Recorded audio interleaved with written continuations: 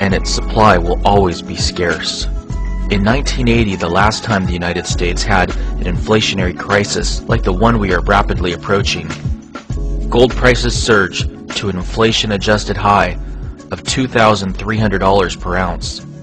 Federal Reserve Chairman Paul Volcker was able to get inflation under control by raising interest rates to a high of 21.5%. Back then, we were the world's largest creditor nation. Today, we are the world's largest debtor nation, with a national debt of $11.4 trillion. If the Federal Reserve is forced to raise interest rates up to 21.5% once again, just the interest on our national debt will be over $2.4 trillion per year. This is a death sentence for the American taxpayer.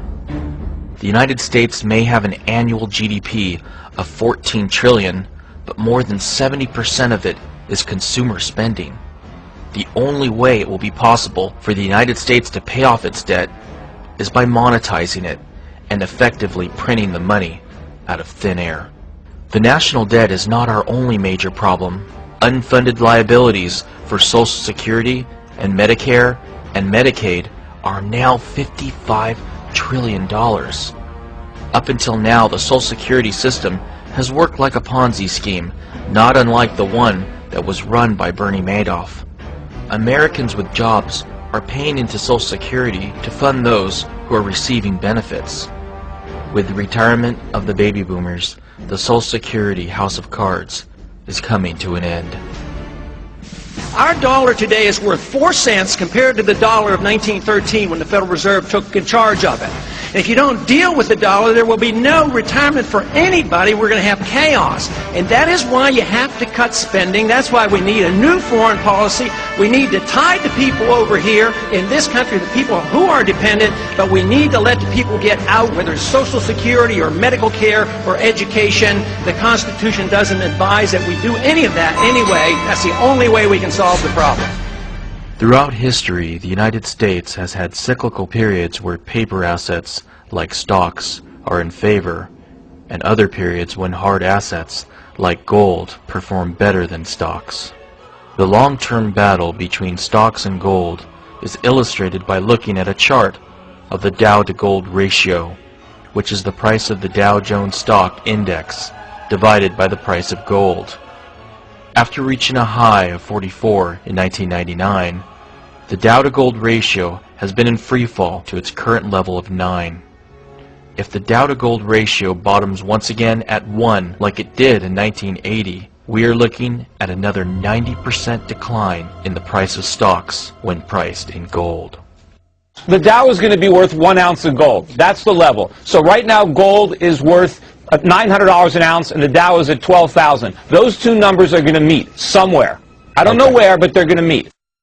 Silver prices have the potential to surge by an even greater percentage than gold. The Coinage Act of 1834 established a gold-to-silver ratio of 16:1, which lasted until silver was demonetized in 1874. The gold-to-silver ratio is currently close to 70, which means silver is receiving almost no monetary premium. During periods of high inflation, the gold-to-silver ratio tends to move back to 16, as it did in 1980. Imagine if the Dow-to-gold ratio returns to 1, and the gold-to-silver ratio returns to 16 at the same time. If the Dow and gold met at the median of their current values, we'd be looking at $4,700 per ounce gold and $294 per ounce silver. That would represent a 2,000% increase in the price of silver from its current level of $14 per ounce. Hyperinflation is the plan of the elite. What you have just watched is the plan of the elite whereby they will own and take over everything. I have a message for them. I have no intentions in being we the sheeple. I'm going to be we the people, which I was guaranteed by the first words of the Constitution of the United States of America. I will be we the people, and we will not be we the sheeple. Now, We're going to go into some things in DVD number 3 that you've got to see, because their ultimate control factor is war. When will it happen and where? I've been told. Now, I know that you won't believe me until a year and a half to 2 years from now. And you're going to come back and say, Lindsey Williams is a prophet. You know what I'm going to tell you? No, I'm not. I claim no prophetic intuition whatsoever.